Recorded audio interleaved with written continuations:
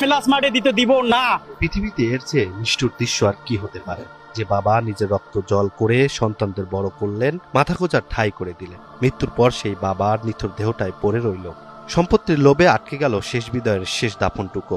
ভোলার চর ফ্যাশনে রসুলপুর আজ স্তব্ধ, এক চরম মানবিক অবক্ষয়ের সাক্ষী হয়ে। মারা গেছেন বৃদ্ধ জলিল পণ্ডিত। নিয়ম অনুযায়ী স্বজনরা প্রস্তুতি নিয়েছিলেন পারিবারিক কবরস্থানে তাকে চিরনির্দায় শায়িত করার। খোঁড়া হয়েছিল প্রথম কবর, কিন্তু পরম মমতা বাবাকে বিদায় দেওয়ার বদলে, বুক ফেটে কাদার বদলে গর্জে উঠল নিজেরই কিছু সন্তান। তাদের দাবি, মৃত্যুর আগে জলিল পণ্ডিত তার সম্পত্তির একটি বড় অংশ ছোট স্ত্রীর মেয়ে খাদিজার নামে লিখে দিয়েছেন।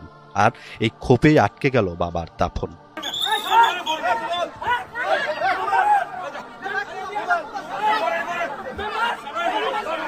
প্রথম কবরটিতে দাফন করতে না পেরে নিরুপায় হয়ে মাটির উঠানে দ্বিতীয়বার কবর করা হয়। কিন্তু লোভের আগুন যেখানে অন্ধ করে দেয় বিবেককে, সেখানে সম্পর্কের কি বা মূল্য আছে? দ্বিতীয় কবরেও দেওয়া হলো বাধা। নিথর দেহটা উঠানে রেখেই ভাই বোন আপনজনরা মেতে উঠল বাগবিতণ্ডা আর হাতাহাতিতে। যে লাশ দেখে মানুষের চোখ দিয়ে জল পড়ার কথা, তা দেখে সন্তানদের মনে তখন কেবলই ক্ষোভ আর হিসাব নিকাশ। পুলিশ এসেও হিমশিম খেলো এই উন্মাদনা থামাতে। উনি হলো আমার শ্বশুর জলিল পণ্ডিত। আমি শর্টকাটে একটু কথা বলি। ছোটবেলায় আমার মা মারা গেছে। মা মারা যাওয়ার পরে ওর সাথে আমার মোটামুটি ফোনের রিলেশন হয়। ওর মা আমারে জোর করে ওরে বিয়ে দিয়ে আমার সন্তান বানাইছে।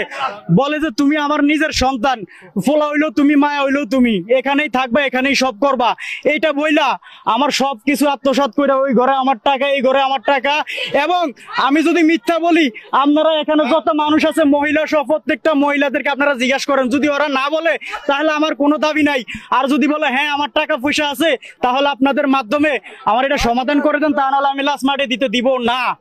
আমার বাড়িতে দাফন করবি, এই জন্য টাকা দিয়ে ওদিকে করতে রেছি, এরা মাটি যদি দিব না। ওই কইতেছে যে আমি টাকা দিয়ে আমার বাপের মাটি দিবি, এলাকে কইছে তোমার বাপের মাটি দিব না।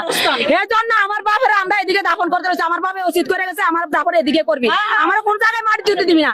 আমার বাপে এই কথা কয়ে গেছে, আমরা এই কথাই গেছি। ঘন্টার পর ঘন্টা কেটে গেল। অবশেষে স্থানীয় জনপ্রতিনিধি এবং এলাকাবাসীর হস্তক্ষেপে দীর্ঘ আলোচনার পর পরিস্থিতি কিছুটা শান্ত হয়। এরপর তড়িঘড়ি করে নামমাত্র জানাজা শেষে কোনো মতে দাফন করা হয় জলিল পণ্ডিতকে। কিন্তু রসুলপুরবাসীর মনে যে ক্ষত আর ক্ষোভ তৈরি হলো, তা সহজে মেটার নয়। এলাকাবাসী বলছেন, সম্পত্তির লোভে মানুষ কতটা নিচে নামতে পারে, এ ঘটনা তার এক জঘন্য উদাহরণ। ভাইকে বছর 3 আগে সে মারিয়া ওই যে নতুন একটা ঘর, এটা ফ্যানের সাথে ঝুলিয়ে তুইছে মারিয়া। দীর্ঘ আমি বিয়ে করছি 10